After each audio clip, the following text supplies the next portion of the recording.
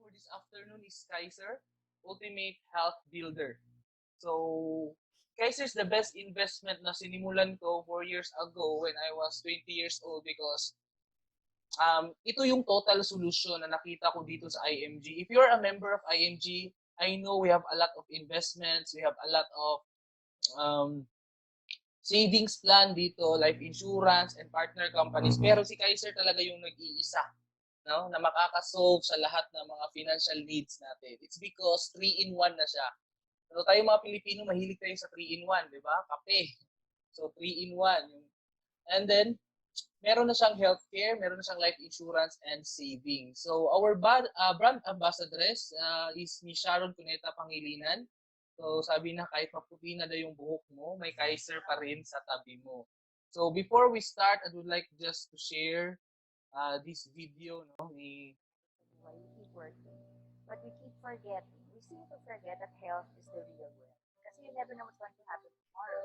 Ang mas nangangailangan yung mga lalong nahihirapan. Kung kaya naman nilang magpulog ng paunti-unti, basta meron kayo, may protection ka. Kasi baka yung kinikita mo hindi sapat sa pambili ng gamot. Marami nakakasakit, mga anak, diba? O ikaw mismo. Lalo kung ikaw yung breadwinner, nagtatrabaho ka para sa pamilya mo, tapos bigla ka nagkasakit, paano na yung pamilya mo? At kahit nga anong estado, it's one thing off your list, aalalahanin. Kahit ako, di ba? So, that's why it's important to have.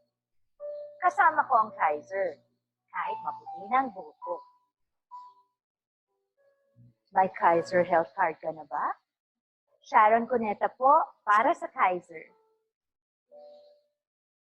So, ayun, no, your solid financial foundation. So, kung hindi nyo na, hindi po natin alam, dito po sa IMG, nagtuturo tayo about solid financial foundation. So, ibig sabihin, ang pagpaplano po natin sa pera natin is para tayong nagbibuild ng bahay. Dapat meron tayong blueprint.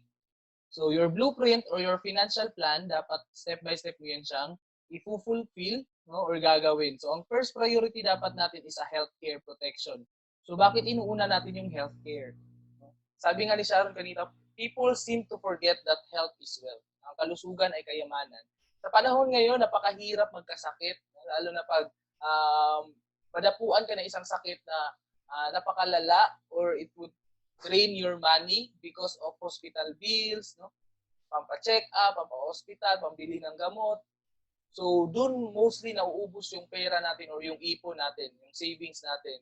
So, kung wala tayong healthcare, ang mangyayari dyan, nakakadepende lang tayo sa tulong ng gobyerno sa atin. Especially sa PhilHealth siguro. Especially right now, merong issue yung PhilHealth because of nawawala na tayo ng funds. So, very important na ikaw, kung gusto mo talagang hindi basta mauubos yung pera mo, paghandaan mo na yung healthcare. Kasi sa buhay naman natin, lahat naman tayo magkakasakit. Lalo na ngayon sa lifestyle siguro natin, lagi natin kaharap yung gadgets, no?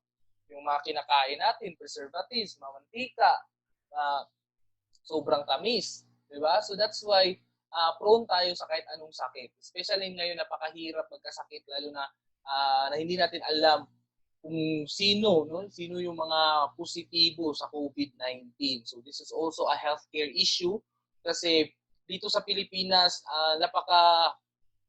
konti lang talaga yung mga tao na merong healthcare or HMO.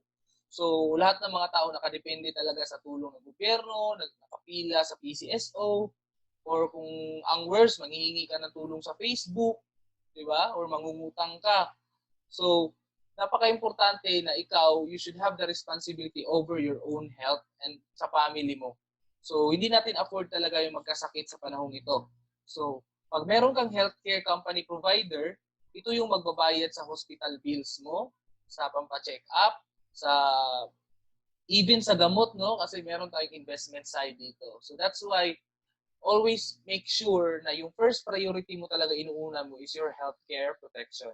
Then second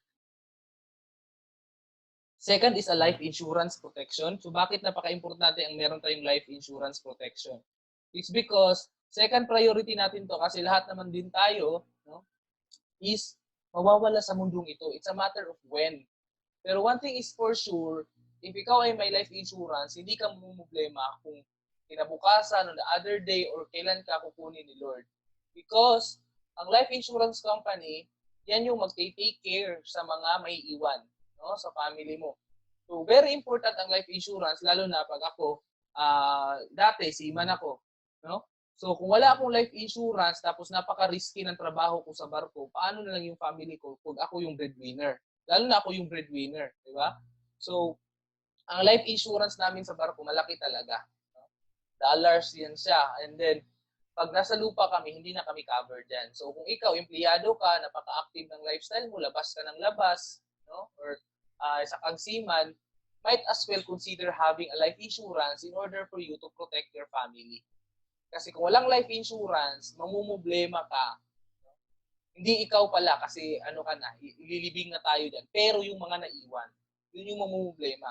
Kaya dito sa Pilipinas, yung life insurance, pangit na topic yan eh. Ano ba yan, Dave? Patay-patay naman yung pag-uusapan natin dito. Ayaw ko life insurance na yan, malulugi lang yan. Pero alam nyo sa US and other first world countries, it's mandatory to have a life insurance. Kaya di sila naghihirap doon kahit mamatayan sila eh. It's because they're all insured or covered. So that's why, dito sa Pilipinas, dapat tanggalin na natin yung mindset na ang life insurance is expenses. Life insurance is the best investment you can start for yourself.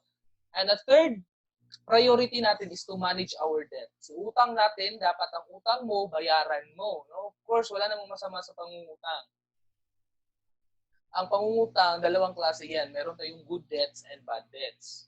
Yung good debts, yung mangungutang ka for investment, no? For business, for education, diba? Or to build assets, no? Accumulate assets.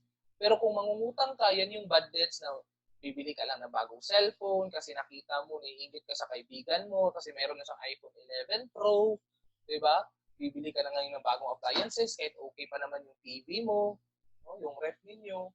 Kasi gusto mong i-upgrade yung lifestyle mo at makikisama ka sa mga gala kahit wala kang pera para lang hindi ka ma-behind. So yun yung mga bad debts, mga utang na walang bumabalik na pera, lalo na yung mangungutang ka pang sugal. Yun yung napakahirap. So, i-reduce natin yung liability natin para unti-unti tayong makapag-ipon at babayaran yung mga utang na meron tayo. Okay? And yung pang-apat naman is have an emergency fund. So, napaka-importante ngayon sa panahon ngayon yung emergency fund. Bakit? Napakaraming emergency na nangyari ngayon. No? Biglang nagka-lockdown, nawalan ka ng trabaho, bigla. Hindi mo yan ini-expect eh. Diba? May biglang nagkasakit or may biglang pumanaw. Catastrophe, bare months na tayo. Alam na natin pag bare months, maraming bagyo. Di ba? So, bigla kayong binagyo, biglang lumindol. So, yun yung mga emergencies na pwedeng mangyari sa buhay natin. Pero ang problema, marami kang emergency.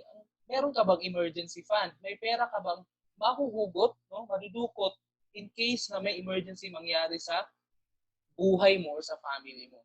So, having an emergency fund is setting aside 3 to 6 months equivalent of your monthly salary. So, if you're earning around 20,000 monthly, at least you have 60,000 right now sa bank. Na yun yung gagamitin mo in case of emergency. So, emergency fund is not an investment because you will gonna be using this in case of emergency. Dapat anytime pwede mo itong makuha or ma-withdraw. Okay? And lastly, building your savings and investment. So, building your savings and investment, last priority mo na siya. That includes paper asset, yung mga stocks, no, mga bonds, no? So, yung mga UITF ninyo, mutual funds, and real assets, yun yung mga business, sasakyan, lupa, bahay, jewelries, yan yung mga investment niyo. Last priority na natin yan. Kasi ang mga tao, pag may pera, yun yung inuuna eh.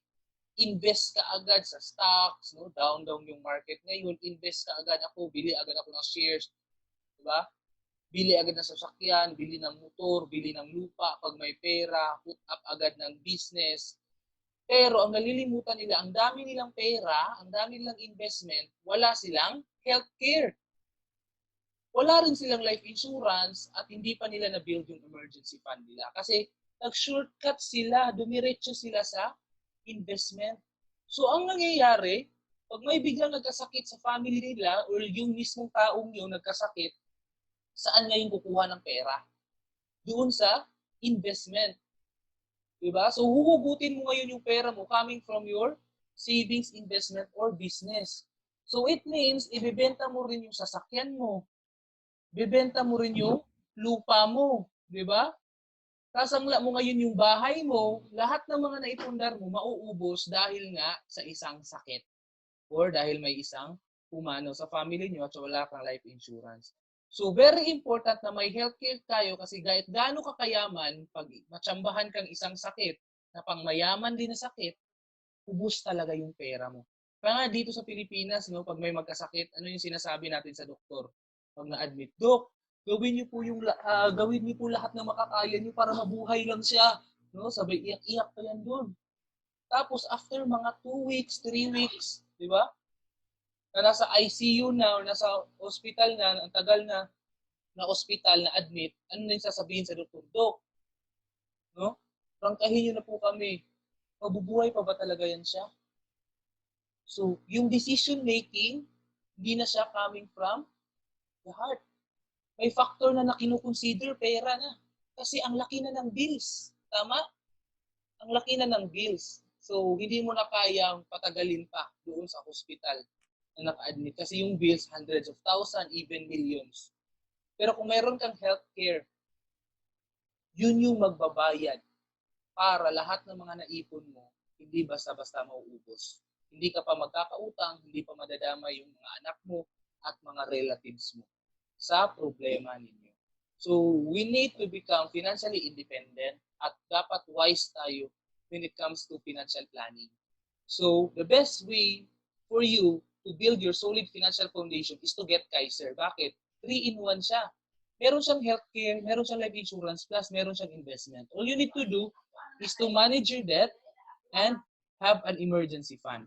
So, sino ba si Kaiser? No? By the way, sino ba tong Kaiser na sinasabi ko? Si Kaiser is a duly accredited with Department of Health, no, as HMO. So, ibig sabihin, we are a health maintenance organization company. And we are also registered with an insurance commission, under Insurance Commission with a license number of HMO-2017-04-R. Okay, pwede nyo i-search yan sa website ng government. And the company is likewise registered with the Securities and Exchange Commission dated June 8, 2004 as a healthcare provider with an authorized capital stock of 160 million. Alam nyo ba, hindi ka basta-basta makakapag-open, no? Makaka-put up ng healthcare company pag wala kang minimum of 100 million na authorized capital stock sa SEC, di ba? So, ang Kaiser, maximum, no? More than the minimum requirement. Hindi naman maximum, but more than the minimum requirement. 160 million yung inilabas nila. And our medical director is Dr. Lea Uyolo, who is an active officer of PAMOC. Alam niyo yung PAMOC? That is a Philippine Associate of Health Maintenance Organization Companies. So, hindi niyo talaga natin masasabi na, scam ba yung Kaiser na yan? No? So, hindi po tayo scam, no? Yung Kaiser. At this is a duly registered company and a legit company. So, we also have a lot of medical centers nationwide. So, ibig sabihin, meron tayo sa Makati, sa mga malls, sa loob ng mall, sa Robinson, sa SM, sa Cebu, and upcoming natin dito sa Davao. So, Luzon, Visayas, Mindanao na po tayo. We have major services like executive check-up, annual physical exam, consultation, pre-employment medical and family care. So, andyan yung mga CT scan and the like. So, nandyan yan sa loob ng Kaiser Medical Center. Si Kaiser po isa one of the few companies na may sariling medical centers. Okay? Hindi lang accredited hospitals but medical centers. So, Kaiser clients, yung mga taong nag-trust ng Kaiser, ito yung mga corporate accounts. Sa Senado, our Senate is one of the clients ng Kaiser. Supreme Court natin, Court of Appeals, the PISA, and Philippine Coast Guard. Diba? And yung Department of Agrarian Reform. Ibig sabihin, even the government is trusting Kaiser when it comes to healthcare needs. Or si Kaiser yung napiling provider natin. Diba? Kasi ang ganda ng Kaiser when it comes to services, no? Yung mga claims, lalo na sa mga private hospitals.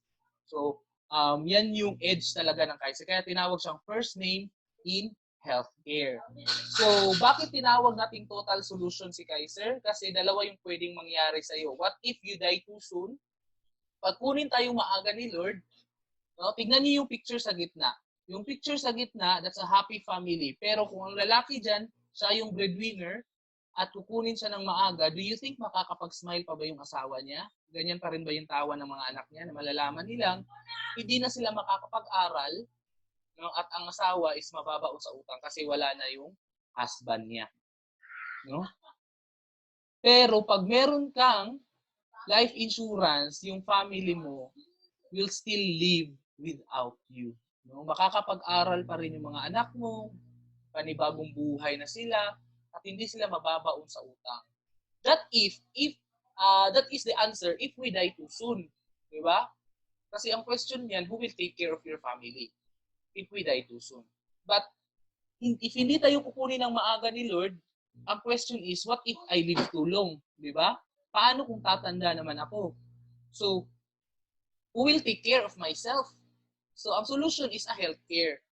A good healthcare provider sa pagtanda natin is very good when we become 60 years old, 70 years old.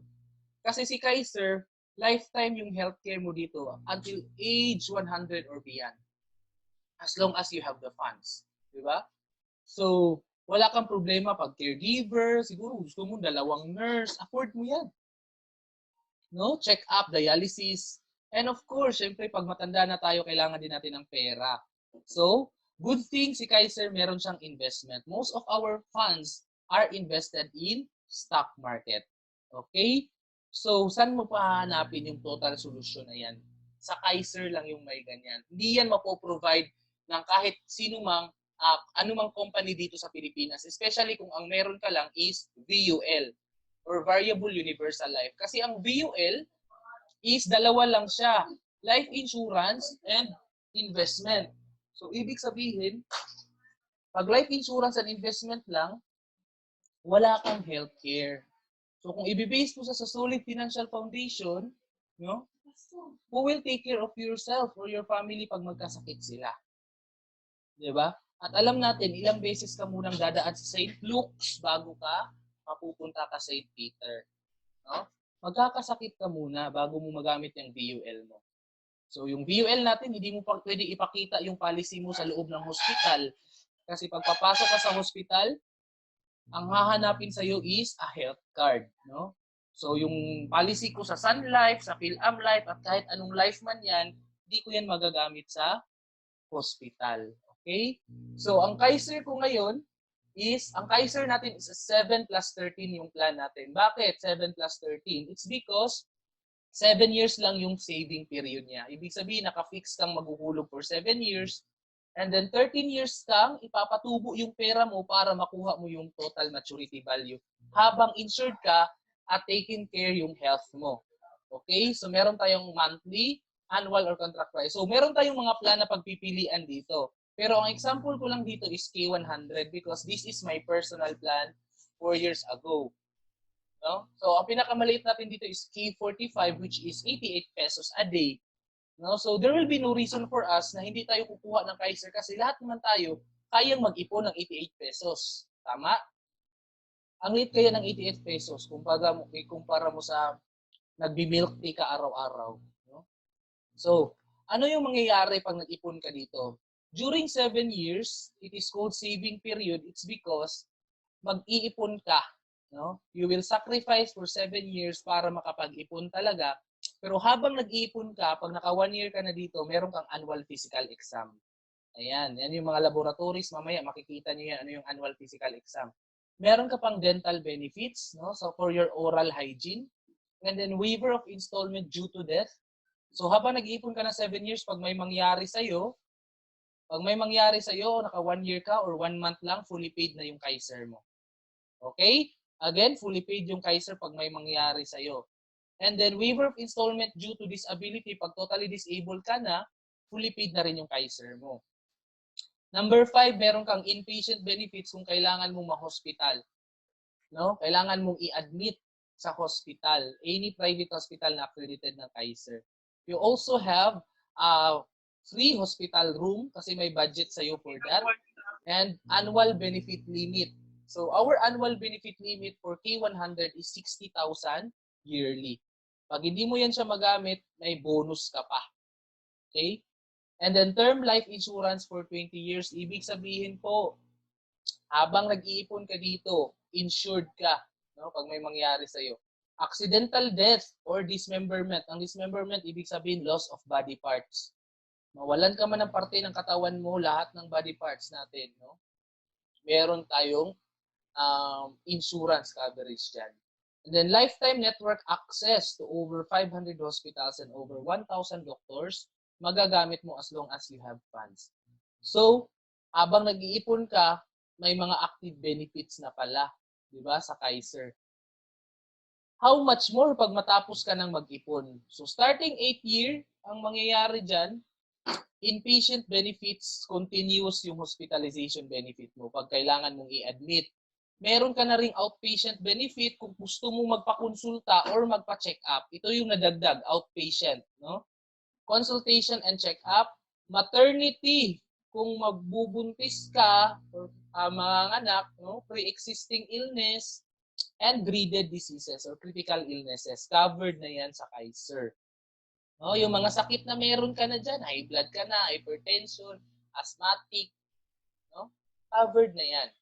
And then number 4, yung lahat ng inulog mo, after 7 years, mag-start na siya mag-grow ng 10% dito, starting 8th year. Mamaya may computation tayo dyan. And then number 5, 6, 7, 8, 9, and 10, na-explain ko to kanina, continuous pa rin siya. No?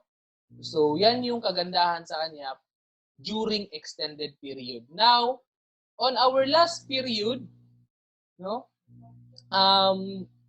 During extended period muna tayo, ito yung computation na sinabi ko. So, sa K100, ito yung example natin na plan, this is K100,000. So, kung ano yung kinuha mong plan, dyan nakabase ang 10% na tubo. Ibig sabihin, kung 100,000, 10% is 10,000. So, ibig sabihin, yung tubo ng pera mo, no, magko-compounding dyan.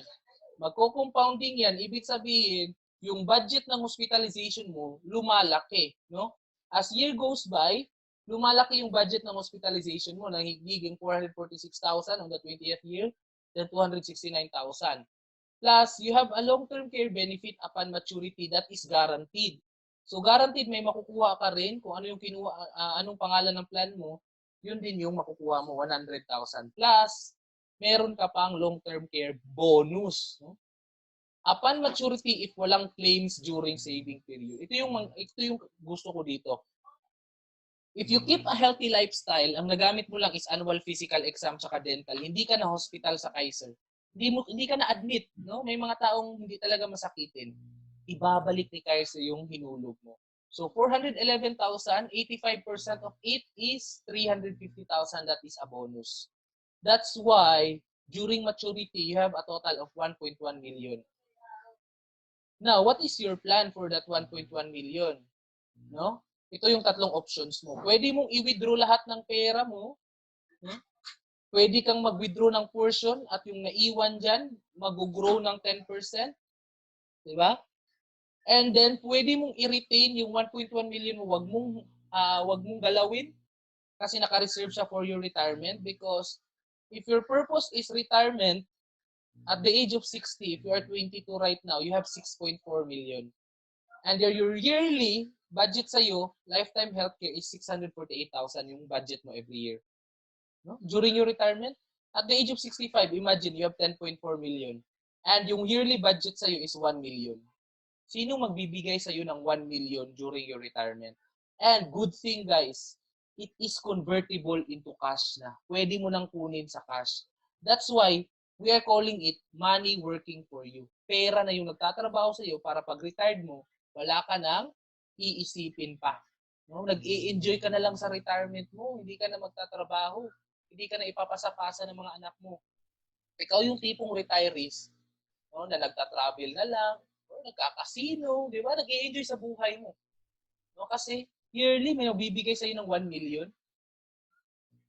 So that is the power of compounding interest. So ano ba yung mga benefit mo dito sa Kaiser aside from that? Wala kang down payment. So, there will be no down payment collected in accredited Kaiser Hospital. Kasi pag pupunta ka ng private hospital at emergency yan, no, hahanapan ka ng down payment or deposit. Ang unang tanong sa'yo dyan is, Sir, ma'am, may health card ka ba? No? Kung wala kang HMO or health card, syempre magda-down ka dyan. So kung wala kang pang-down, pakita mo yung, no? Pakita mo na lang yung card mo sa Kaiser, which is also downloadable sa portal natin. 'Di ba? So less hassle na tayo, very convenient. Number 2, annual physical exam. Ito yung X-ray, ECG, laboratory, urinalysis, fecalysis, and more. Marami ang kasama sa APE mo. So, gusto mong tignan ang condition ng health mo every year, so magpa-APE ka. Dental benefit, dental check-up, unlimited simple tooth extraction, bunot, dental prophylaxis, pa-cleaning ka naman dyan, di ba? Magagamit mo yan pag naka 1 year ka na. And then we also have free eye exam, no? Through IMG membership. At meron kang frame sa Kaiser at sa IMG. So, libre yung frame, ha? Ayan. Lens lang yung babayaran mo kung gusto mong lagyan mo ng anti-radiation yan or what. Depende sa'yo. And then, you have free consultation sa in-house doctor sa mga Kaiser Medical Centers natin. Okay? Hospital room. So, syempre, mamimili ka na ng room. Anong gusto mo? Executive, private, o semi-private. Kasi you have the budget for that one. Depende sa plan na kinuha mo. And then, you also have hospitalization. So, ang lowest natin is K45 or to K60. That is 50,000 ang budget sa'yo. Consumable. K75 to K100, yung plan ko naman 60,000. Consumable. Diba? So, kung hindi mo yan magagamit, syempre, diba? Papasok dyan yung bonus.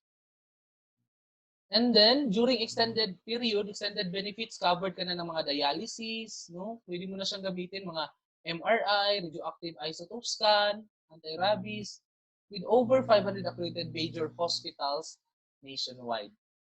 And yung bonus mo, meron ka ding life insurance. Sa K100, pag may mangyari sa'yo, kahit naka 1 month ka lang dito, pag natural death, 450,000. Pag accidental, times 2, 900,000. Pag mamamatay yung plan holder. And lahat ng proceeds matatanggap ng primary beneficiary, maghihintay na lang si primary beneficiary, makukuha din niya yung total investment sa maturity, tax-free. Okay? Loss of body parts, pag na-aksidente, nawala yung isang kamay, isang mata, or what, both hands, meron tayong insurance coverage for that one. And then, waiver of installment due to death, ito yung sabi ko kanina, pag mawawala na si plan holder, fully paid na yung Kaiser, and then yung primary beneficiary na yung bagong plan holder, at maghihintay na lang na maturity. Pag may mangyari kay primary beneficiary, mapapasa sa second, sa third, hanggang fourth beneficiary. Ibig sabihin, 4 kayo dito pwedeng ipasa-pasa yung Kaiser mo, magiging legacy mo siya, the best investment that you can give to your family na pwedeng ipamana. No? So, wala talaga akong nakikitang tapon nung kumuha ako nitong Kaiser. Wala kang tapon kasi worth it lahat kasi pwede pala siyang i-transfer. And then, pag totally disabled ka na, ganun din, no? Fully paid na rin siya. And lastly, we have this called Family Assistance Service. The use of the Kaiser card to the immediate family. So, clarify ko lang to, family assistant doesn't mean na libre yung buong pamilya niyo or buong angkan niyo ng Kaiser mo. No? This is an individual account. Ibig sabihin, in case of emergency, pag may kailangan ng hospital na immediate family, pwede lang silang bigyan ng assistance ng Kaiser. Example, no? Kailangan ma-hospital ang father ko. Tapos wala akong pera, pero active yung Kaiser ko. So, pwede ko ipagamit yung Kaiser card ko para makapasok siya doon na hindi na kami magde-deposit. At the same time, he will be treated, no? Kung ano yung kailangan niya with the same amount na covered sa akin. Pero, isi-settle ko yun prior to discharge. In short, parang pinapautang tayo ng Kaiser pag kailangan na kailangan talaga natin ng assistance. Again, this is not free. This is just assistance sa immediate family. So, in summary, 7 years tayong maghuhulog sa Kaiser. No? Ang mode of payment natin dyan, pwede ka mag 1 month, mag quarterly, mag semi-annual or annual. Ang advantage mo lang pag nagbuong 1 year ka, hindi ka na maghihintay ng 12 months. Discounted ka pa ng 2 months. 10 months lang yung nahulog mo dyan. Semi-annual naman, discounted ka ng 1 month. And then quarterly, discounted ka ng half month. And ang monthly natin, normal ka naghuhulog. So 13 years yung maturity natin for makukuha mo yung total investment, tapos tax-free.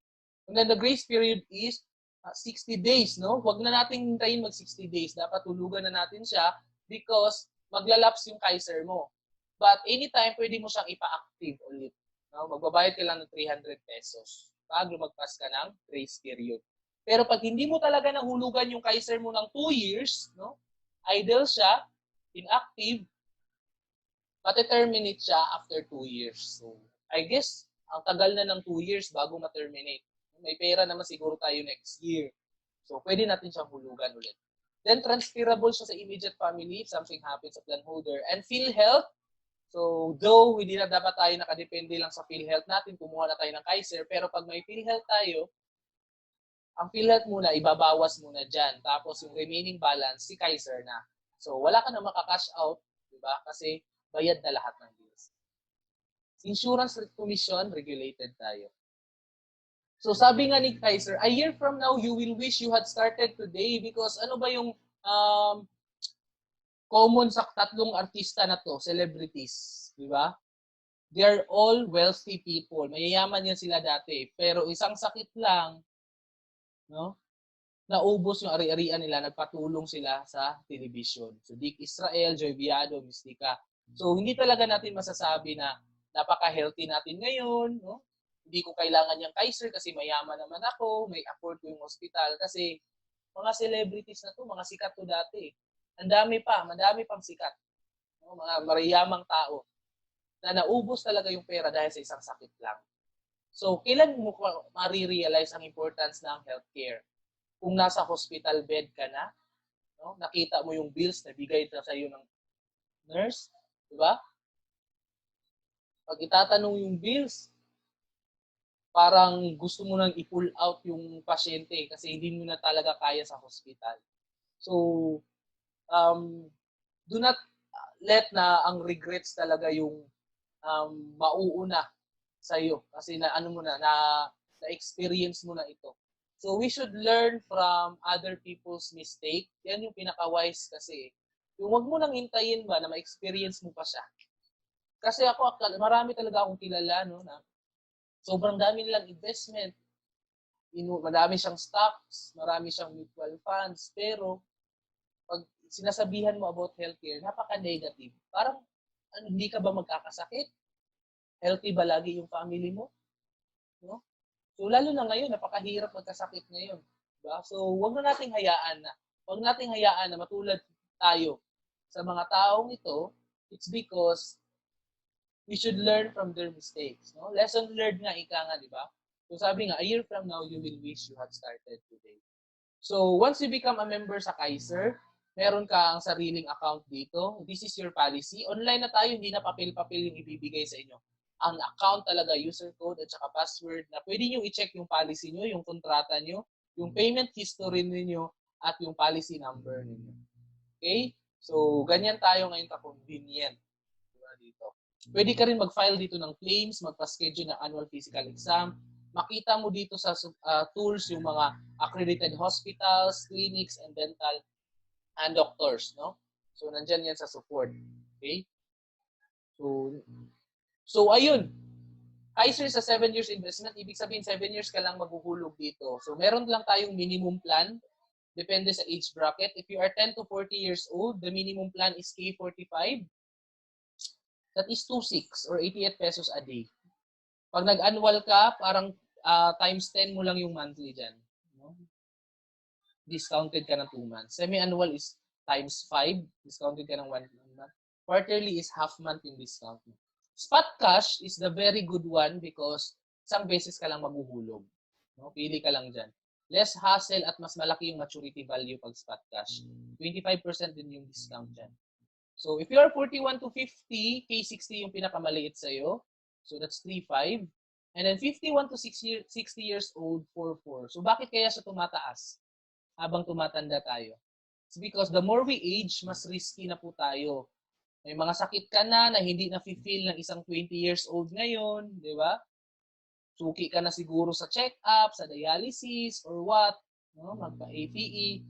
So, mas mahal na talaga pag tumatanda tayo. So, wag nyo na hayaang lumagpas kayo ng 60 years old na walang Kaiser or healthcare kasi wala nang magka-covered sa inyo. Meron man senior care. Yun yung pinakamahal sa lahat. Okay? So, pag may mga parents kayo na gusto nyong consider na yun yung gift nyo sa kanila habang tumatanda sila, hindi na kayo mag-iisip pa, magkakapatid, ikuha nyo na ng healthcare yan guys, yung mga parents natin, or yung sarili din ninyo. No, this is the best gift you can give to your parents. And then, pwede kang kumuha ng mas malaking plan. For example, ako, pwede ako sa K45 pero dumiretso ako sa K100. Diba? Or mas malaki pang plan dyan. So, always remember, the higher the plan, since this is an investment, mas malaki din yung coverage mo, mas laki din yung balik na pera sa'yo. So, imagine yan, 2 million, 5 million, depende yan sa kinuha mong plan. Okay, so I guess before we end, no, I'm open for question and answer. Any questions about Kaiser, about the plan, or about what we have discussed? So meron dito sa comment siguro. Pwede niyong i-comment, no? Sir J. Hart, yes, we have a lot of um, accredited hospitals ng Kaiser sa Iloilo. Meron din tayong branch doon ng IMG. Yes. Any questions? You can Sir, may unmute. question po ako. Yes po. Sir, Ano po yun? hello. Opo. Sir, for example, yung sa sa spot cash,